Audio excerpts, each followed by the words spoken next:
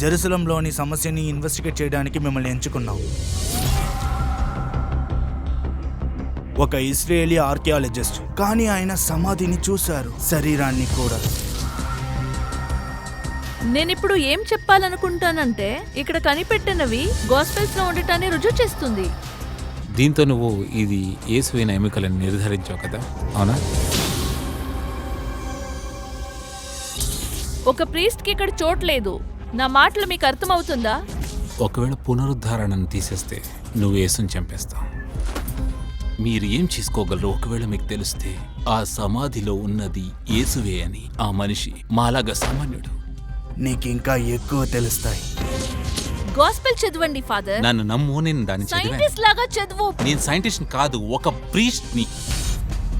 మన చర్చిని రక్షించే బాధ్యత నీ చేతిలో ఉంది. ధర్మ సురక్షణ కొరకు చర్చిని కాపాడి ధర్మాన్ని కాపాడు. క్రైస్తవుల నమ్మకాన్ని అధిగమించే విధంగా ఏదైనా ఇస్రాయేల్లో జరిగితే అది చాలా దారుణమైన ఫలితాన్ని ఇస్తుంది. సమాధిని కాపాడాలి. నేను అనుకుంటున్నాను పాలిటిక్స్లో గాడ్కి ప్లేస్ లేదని. నీ చేతికే అప్పుడు రక్తం అంటుతుంది.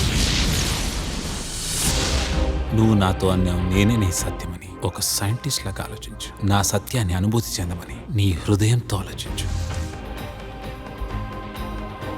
నిజమే రక్షిస్తుందని క్రీస్తు చెప్పారు. నిజం మమ్మల్ని రక్షిస్తుంది.